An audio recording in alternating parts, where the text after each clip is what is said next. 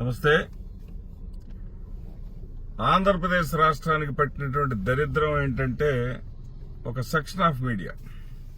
ఈ section of media వాళ్ళు నందిని పందిని చేస్తారు, పందిని నందిని చేస్తారు. నిజాన్ని తొక్కేస్తారు, అబద్ధానికి బ్రహ్మాండంగా రంగులు అద్దేసి దాన్నే నిజంగా ప్రజల ముందుకు తీసుకెళ్తారు. దీనికి ఒక చిన్న ఉదాహరణ ఏంటంటే, నిన్న వక్ఫ్ బిల్లు కేంద్రంలో ఆమోదించడం జరిగింది. ఆ ఆమోదించినటువంటి ఆ బిల్లుని వైఎస్ఆర్సీపీ వ్యతిరేకించడం జరిగింది. కానీ ముస్లిం కమ్యూనిటీ మొత్తం దేశవ్యాప్తంగా ముస్లిం కమ్యూనిటీ మొత్తం కూడా నిరసనలు వ్యక్తం చేస్తున్నటువంటి ఈ తరుణంలో రాష్ట్రంలో చంద్రబాబు నాయుడు గారికి డ్యామేజ్ జరిగింది, దీనివల్ల నష్టం జరిగింది అన్నప్పుడు అనే ఆలోచన ఈ పచ్చ మీడియా వాళ్ళకు వచ్చి ఏదైతే ఆ డ్యామేజ్ కంట్రోల్ చేయటం కోసం వైఎస్ఆర్సీపీ కూడా ఓటు వెయ్యలేదు, అనుకూలంగానే ఓటు వేసింది. భారతీయ జనతా పార్టీకి, ప్రధానమంత్రికి, అదేవిధంగా హోంమంత్రికి భయపడి వైఎస్ఆర్సీపీ కూడా అనుకూలంగానే ఓటు వేసింది అనేటువంటి తప్పుడు ప్రచారాన్ని చేశారు.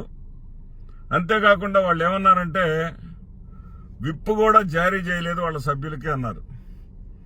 ఇదిగోండి విప్, చాలా స్పష్టంగా whip, all YSRCP Rajya Sabha members Waqf amendment bill 2025 discussion on Waqf Amendment Bill is to be held today in the Rajya Sabha. All the Rajya Sabha members should present in the House at the time of voting and vote against the Waqf Amendment Bill. ఇది fact. ఈ వాస్తవం అయితే ఎంత colour అద్దుతారండి వీళ్ళు. రంగు అద్దటంలో వీళ్ళు ఎంతటి experts అంటే చనిపోయిన రాజశేఖర రెడ్డి గారిని కూడా వదలలేదండి. ఒక వీడియోలో చూశాను, నేను ఒక పచ్చ ఛానల్లోనే చూశాను చాలా స్పష్టంగా. చనిపోయిన రాజశేఖర రెడ్డి గారిని కూడా వదలలేదు వీళ్ళు. ఏమన్నారంటే వీళ్ళు రాముల వారిని తిట్టిన కత్తి మహేష్, అన్యాయంగా కత్తి మహేష్ దారుణమైనటువంటి మరణానికి గురయ్యాడు. అదే సందర్భంలో సీతమ్మను తిట్టినటువంటి ఫాస్టర్, అతను రీసెంట్ గా ఆ ఫాస్టర్ ను కూడా దారుణంగా హత్య చేయడం జరిగింది, అతను కూడా చనిపోవడం జరిగింది. తిరుమలలో చర్చి కడతానన్నటువంటి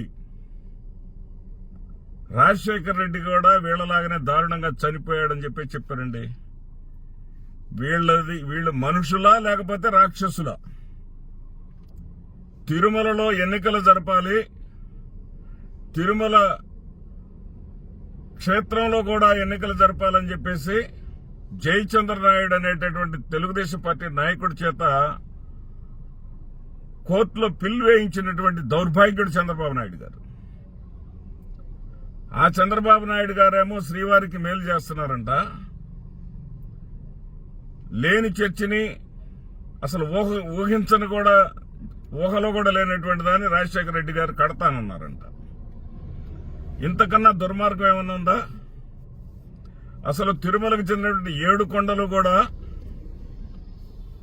శ్రీవారికి చెందినవని చట్టం చేసింది ఎవరు ఒకసారి చూసుకోమనండి. రాజశేఖర రెడ్డి గారు.